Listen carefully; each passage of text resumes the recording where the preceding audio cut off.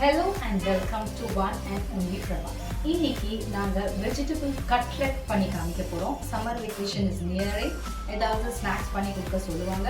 ஒரு evening tea டைம்க்கோ இல்லாட்டி குழந்தைங்களுக்கு ஈவினிங் ஸ்நாக்ஸாவோ இந்த வெஜிடபிள் கட்லெட் இது நைட் டின்னர் வச்சுக்கலாம். நைட் டின்னரா கூட நாங்க வச்சுப்போம். நிறைய பேருக்கு நைட் டின்னருக்கு அது பத்தாது. கட்லெட் சாப்பிட்டு அது போக டின்னர் சாப்பிடுவாங்க. நாங்க இது டின்னருக்கு வச்சுப்போம். ஸோ இதுக்கு தேவையானது ஒரு 5 to 6 potatoes வெந்து வச்சிருக்கேன். வெந்து எடுத்து வச்சிருக்கேன். இது நம்ம நல்லா குக்கரில் ஒரு 5 சவுண்டு நல்லா வெந்து வைங்க. இது நம்ம இப்போ நல்லா இதை மேஷ் பண்ணிக்கணும். ஸோ இப்போ நம்ம உருளைக்கிழங்க மசிச்சாச்சு. நான் ஒரு ஹாஃப் பவுல் பீஸை வெந்து வச்சிருக்கேன். பட்டாணி ஸோ உருளைக்கிழங்கு வெந்தது, பட்டாணி வெந்தது. ஃப்ரெஷ் பீஸ் ஆக்கும். இது நான் வந்துட்டு ஃப்ரோசன் பீஸ் வாங்கினா இந்த கட்லெட்டுக்கு நல்லா இருக்காது. ஃப்ரெஷ் பீஸ் வாங்கியிருக்கேன். ஒரு 3 to 4 ஆனியன்ஸ் சைஸ் வச்சு நீங்கள் ஆனியன் கட் பண்ணிக்கோங்க. ஏன்னா onion is a very very tasty thing for this cutlet. ஒரு 3 கேரட்டை ஃப்ரெஷ்ஷாக திருவி வச்சுருக்கேன். இப்போ நம்ம இது எல்லாத்தையுமே மிக்ஸ் பண்ணிக்கலாம். மிக்ஸ் பண்ணிட்டு நம்ம கொஞ்சம் கேஷ்யூ நட்ஸை ஆட் பண்ணிக்கலாம். கொஞ்சம் சொல்கிறேன்னு பார்க்காதீங்க, நான் நிறைய ஆட் பண்ணியிருக்கேன். பிகாஸ் இன்னைக்கு நிறைய பேர் இருக்காங்க சாப்பிட்றதுக்கு. அண்ட் எல்லாருக்குமே இது பிடிச்ச விஷயம். ஆமாம், எல்லா கட்லெட்லையும் வரணுமே. கொத்தமல்லியை சின்ன சின்னதாக கட் பண்ணி வச்சுருக்கேன். நல்லா தாராளமாக போடுங்க. இதெல்லாமே பொரிச்சு ஃப்ரை பண்ணி எடுக்கும்போது டோட்டலாக எல்லாமே காணாமல் போயிடுற மாதிரி இருக்கும். இஞ்சியை ஒரு சின்ன இஞ்சியை திருவி வச்சுருக்கேன். எல்லாமே கிரேட் பண்ணி தான் வச்சுருக்கேன். இந்த கட்லெட்டுக்கு தேவையான உப்பு 2 குட்டி ஸ்பூன் போட்டேன். Salt to taste. இந்த கட்லெட்டுக்கு தேவையான காஷ்மீரி சில்லி பவுடர். நிறைய பேர் கிரீன் சில்லியை குட்டி குட்டியாக கட் பண்ணி கட்லெட்டில் போடுவாங்க. நாங்கள் குழந்தைங்க சாப்பிட்றதால we don't use green chilli. பொதுவே நம்ம நிறைய கிரீன் சில்லி அவாய்ட் பண்ணுறோம். கரெக்ட். ஏன்னா அது வாயில் கடிச்சதுன்னா அது ஏறி. கொஞ்சமாக கரம் மசாலா. நம்ம இது எல்லாத்தையுமே ஒரு குவிக் மிக்ஸ் கொடுத்துக்கலாம். ஸோ இதை நல்லா நான் இப்போ மிக்ஸ் பண்ணி எடுத்துட்டாச்சு. கொஞ்சமாக லெமன் ஜூஸ் புழிஞ்சு வச்சுருக்கேன். அரை மூடி. பெரிய லெமனில் ஹாஃப் லெமன் புழிஞ்சிருக்கேன். ஓகேவா? Lemon it will give a good taste for this cutlet.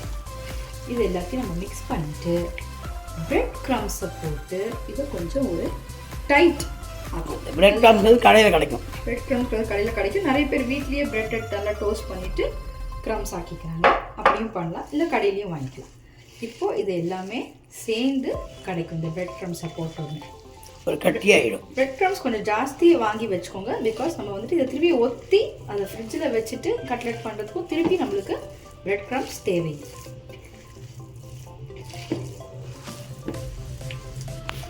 இப்போ பக்கத்தில் இந்த பிரெட் க்ரம்ஸு கொஞ்சம் கூட நான் ஆட் பண்ணிக்கிறேன். மீன் நல்லா கட்டியாக இருக்கணும் ஐயா. ஆமாம், இது நல்லா கட்டியாக இருக்கணும். இந்த மாதிரி நம்மளுக்கு இப்படி ஒரு இதாக வந்தால் தான் அதை ப்ரெஸ் பண்ணி இது பண்ணணும். மெயினாக உருளைக்கிழங்கெல்லாம் ஈரமாக இருக்கக்கூடாது. வெந்ததுக்கப்புறம் ஆமாம், தண்ணி கூட எடுக்கக்கூடாது. வெளியே வச்சு உரிச்சு எடுக்கணும். வெளியே வச்சு உரிச்சு கொஞ்சம் ஈர பசியெல்லாம் போனதுக்கப்புறம் அதே மாதிரி பட்டாணியை வெந்தெடுக்கும் போது கூட தண்ணி எக்ஸ்ட்ராவாக இருந்தால் வடிகட்டி அதை எடுத்துக்கணும். சப்ஜி மாதிரி தண்ணியோடு சேர்த்து போட முடியாது. 5 minutes ரெஸ்ட் பண்ணணும். ஓகே, மூடி வச்சு. இப்போது இது நல்லா ரெஸ்ட் பண்ணியாச்சு. நீங்கள் தேவையான உங்களுக்கு க்ரீன் கலர் கேப்சிகமோ எல்லோ கலர் கேப்சிகமோ கூட போட்டுக்கலாம். நான் கொஞ்சம் ரெஸ்ட் பண்ணுற டைமில் கொஞ்சமான க்ரீன் கேப்சிகமை ஆட் பண்ணியிருக்கேன். இப்போ நம்ம இதை ஒத்தி எடுக்கிறதுக்கு முன்னாடி கார்ன்ஃப்ளவர், சோள மாவு, கார்ன் ஸ்டார்ச் ஆர் கார்ன்ஃப்ளவர் இதை நம்ம இருக்கலாம். இதை நம்ம கொஞ்சம் தண்ணியில் மிக்ஸ் பண்ணிக்கலாம். நல்லா லூஸாக இருக்கணும். இது நம்ம எதுக்கு பண்ணுறோம்? இது நம்ம வெறும்னு கூட பொரிச்செடுக்கலாம். நிறைய பேருக்கு இந்த மேலால் அந்த கிறிஸ்பினஸ் வரத்துக்கு வேண்டியாக்க நம்ம மேலால் அந்த பிரெட் க்ரம்ஸில் தொட்டு கார்ன்ஃப்ளவரில் தொட்டு ரெஃப்ரிஜரேட் பண்ணி பொரிச்செடுப்போம்.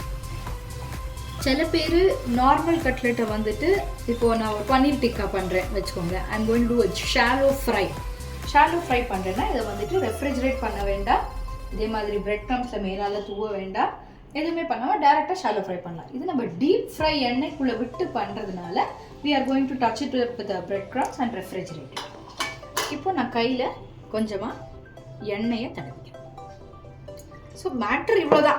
மேட்டர் வந்துட்டு இந்த வெஜிடபிள் எல்லாத்தையும் சேர்த்து வச்சுட்டு நம்ம இந்த ஷேப்பில் உங்களுக்கு எந்த குட்டி குட்டி இல்லை இந்த ஷேப்னா இந்த ஷேப்பில் இப்படி நம்ம பண்ணி எடுத்துட்டு நான் ஒரு பிளேட்டில் ப்ரெட் க்ரம்ஸை போட்டு ரெடியாக வச்சுருக்கேன். நம்ம இது பண்ண கார்ன்ஃப்ளவர் மாவில் அதை ப்ரெஸ் பண்ணிவிட்டு இங்கே ப்ரெட் க்ரம்ஸில் ப்ரெஸ் பண்ணிவிட்டு இதை வச்சிடணும்.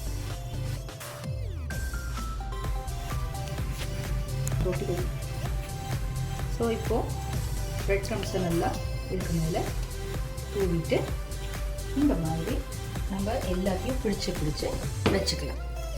வச்சுட்டு ஒரு 10 minutes ரெஃப்ரிஜரேட் பண்ணணும். 10 minutes ரெஃப்ரிஜரேட் பண்ணி அடுத்த ஈடை உள்ளே வச்சுட்டு இதை பொரிச்சு எடுக்கும்போது அது ரெடி ஆகிடும். ஸோ இதே மாதிரி இந்த ஷேப்பில் நிறைய பேர் ஹார்ட்டோட அச்செல்லாம் வச்சுட்டு கட்லெட்டை ஹார்ட் ஷேப்பில் கூட பண்ணுறாங்க. Anything is okay. நம்மளுக்கு வந்து மேட்ரு இவ்வளோ தான். கட்லெட்ன்றது எண்ணெயில் பொரிக்கிறோம், அதை வச்சு நம்ம கெடுதல் சொல்லாமே தவிர but we have n number of vegetables inside this. இது நிறைய பேர் முந்திரி பருப்பு, கேஷ்நட், இது நிறைய பேர் வெறும் ஷாலோ ஃப்ரை என்ன வேண்டாம் அப்படின்னு ஆமாம் தோசைகள் போட்டு எடுக்கலாம். கரெக்ட், ஷாலோ ஃப்ரை பண்ணி கூட சாப்பிடலாம். ஸோ நான் இதை எல்லாத்தையும் இப்படி வச்சுட்டு உங்களுக்கு காமிக்கிறேன். ஸோ நம்ம இப்போ இந்த ஃபஸ்ட்டு இதை கார்ன்ஃப்ளவரில் தொட்டு பிரெட் க்ரம்ஸில் தொட்டு ரெடி பண்ணியாச்சு. இது நம்ம 10 minutes ரெஃப்ரிஜரேட் பண்ண போகிறோம்.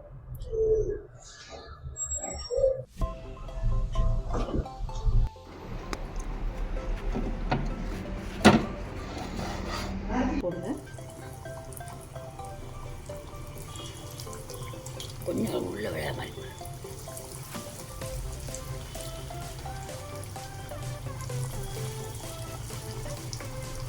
அஞ்சனம் போட்டுருக்கேன்.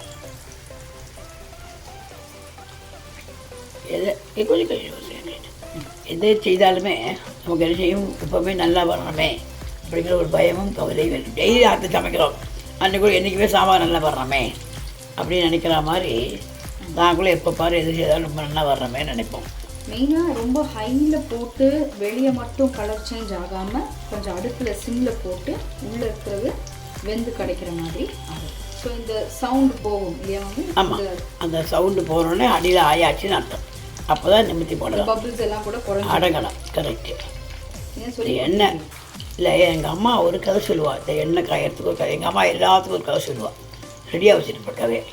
ஒரு ஆற்று தெளிச்சதெல்லாம் அவளுக்கு ஒன்றுமே அந்த நாட்டு பொண்ணு செய்ய தெரியாதான். எண்ணெய் அடுப்பில் வச்சாலாம், அப்பளத்தை போட்டாலாம், அந்த அப்பளம் பொரியவே இல்லையா.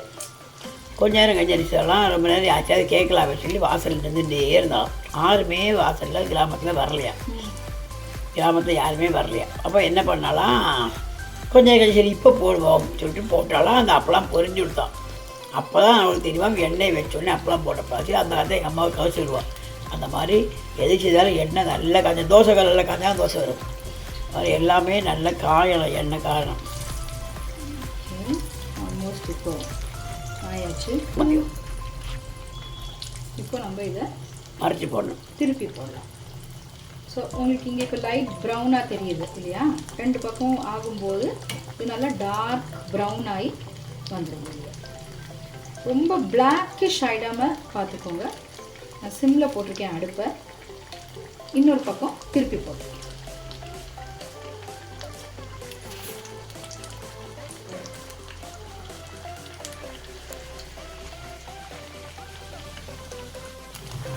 ஸோ இப்போ ரெடி ஆயாச்சு. நான் நிறைய சொல்கிறேன், சொல்லாமல் இருக்க ட்ரை பண்ணுறேன், ஆனாலும் வருது.